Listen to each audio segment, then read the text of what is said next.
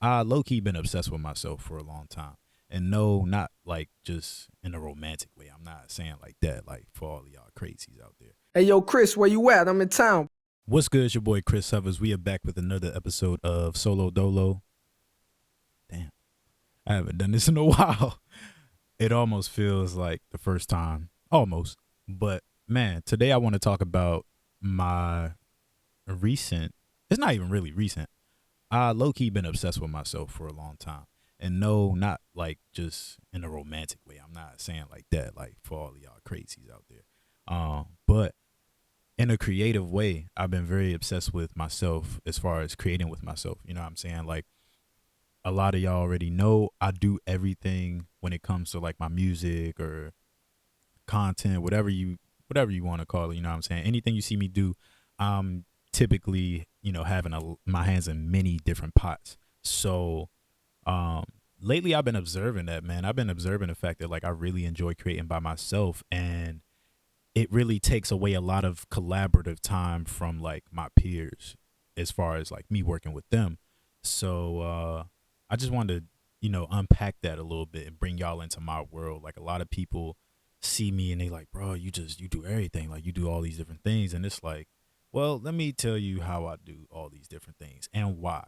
Um, I really want to speak on like music. Whenever I'm creating music, the fact that it's really the fact that I have the power and the skill set to create a whole album without having to call anyone.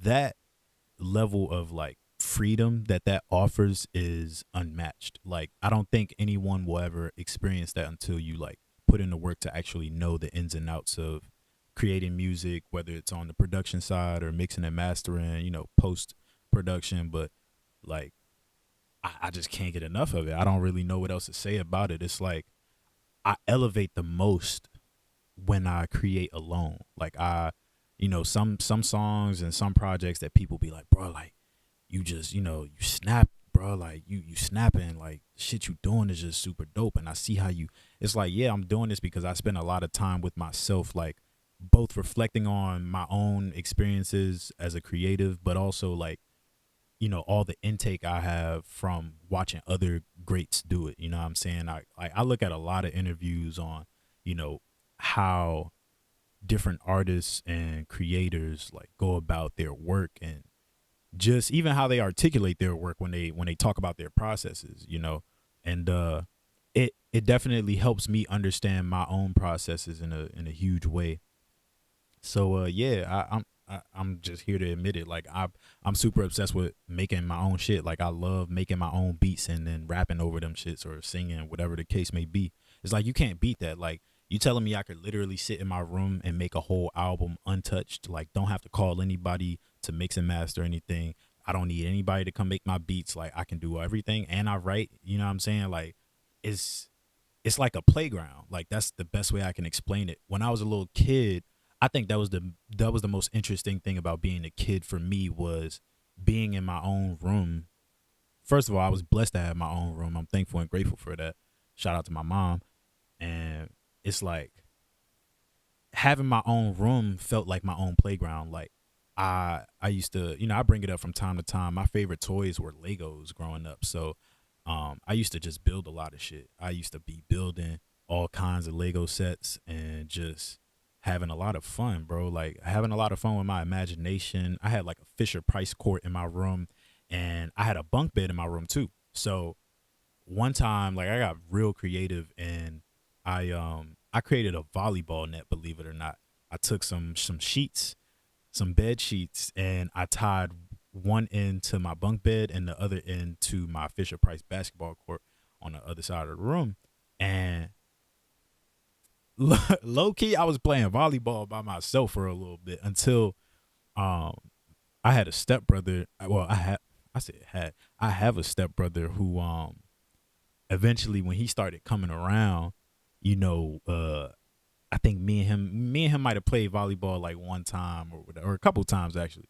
But yeah, man, I had somebody to like share that with. It was dope. But long story short, I used to do a lot of creative stuff, and like today music and film and doing content, even what I'm doing right now, like I set up this camera, I set up the microphone, and I'm recording myself. I set up the lights and everything. Like nobody helped me with this. I just did it, and it's like there's freedom in that because you don't have to wait on anybody, and not having to wait on anybody else or any outside source to create is probably one of the most important things in the process, because I find that when I'm at work, a lot of my creative ideas come to me during the day.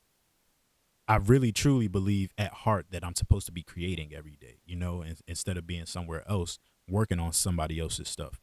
Um, so, if I'm lucky, or if I'm motivated enough, or if I'm imaginative enough, and I have the capability to maintain the vision enough, then when I get home later at night, I can actually execute the visions that came to me. You know what I'm saying? The ideas that came to me.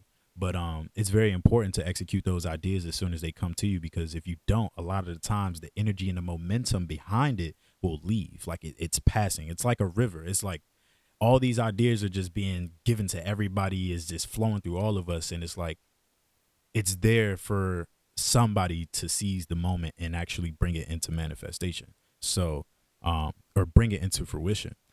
So that's what I think that's what my journey has been driven by most of all. It's like not having to wait on somebody, not having to go to the middleman, go to the next man to get something done. I just do it, and it's fun. Um, I realize that when I create with other people, like, don't get me wrong, you do grow a lot when you collaborate with people, but a lot of times, the thought of having to consider someone else's opinion on how something should be, it disrupts the vision that I saw in my head. Like, for me, I get a kick out of the challenge of bringing what vision I saw in my head or heard in my head fully into fruition. And so when you add somebody else to that, sometimes it slows down the process. It can't. And this is just coming from a multifaceted creator. Again, I do a lot of different things to where I a lot of times don't really need extra help or an extra hand in the project or whatever it is. So, yeah, man, I just been learning that about myself and really coming to terms with it and accepting it. So I thought I'd just share it here on the podcast. That's what I've been feeling lately. That's what I've been exploring a lot lately. Learn to also take my time with that too. You know what I'm saying? Like taking my time to create when I want to create by myself, especially like when it's time for me to create with everybody else, I'll come out of my shell and I'll start going crazy or whatever. But like for now, like when it's my time to like go on my own like personal hiatus creatively, I need that. Like I have to do that so that I can elevate.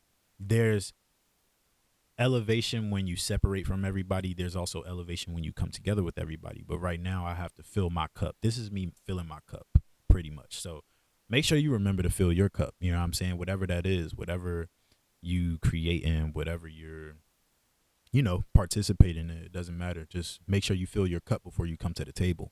That way you can better serve everybody else. Like I feel like when I do my stuff, I can definitely speak on this. Like I have other clients as far as like music, as far as film and stuff like that. And a lot of times I don't really feel driven or motivated to work on their stuff until after I've done my stuff. Like I need to make sure I cross off my things on my to-do list and fill my cup before I start pouring into somebody else's. And then I can better show up for their stuff. That's just how it works for me. And I'm learning that that's just what it is, and it's super important to listen to that. Um, I think I'm about to start reviewing music on here as well, and just stuff that I find cool and interesting. Like I may start, doing that. I might start doing that, man. I don't know. We're not gonna say it's set in stone yet, but I'm thinking about it. Also, my homie Vic was saying that I should start making content around all the other stuff I do, like graphic design and using AI tools to do it. Especially like I just created this one cover art for me and my homie Khalil project that's coming out soon at some point. The thing is, I know that it adds value. One thing I am working to do is like, as a content creator, I guess I really try to create a lot of stuff that resonates with me. And that's a double-edged sword because it's like you kind of get into the habit of doing things only when you feel like it, but when you add discipline into the equation, it's like it helps you achieve a lot more. So yeah, it's a lot of stuff I just kind of gotta like suck it up and do the work at the end of the day, and I think it'll turn out good for a lot of people. Like when I look back on some of the content I have out now on my YouTube where I'm like doing screen recordings of studio sessions or me making beats, it looks dope and I feel like it adds a lot of value. So I need to get back to that.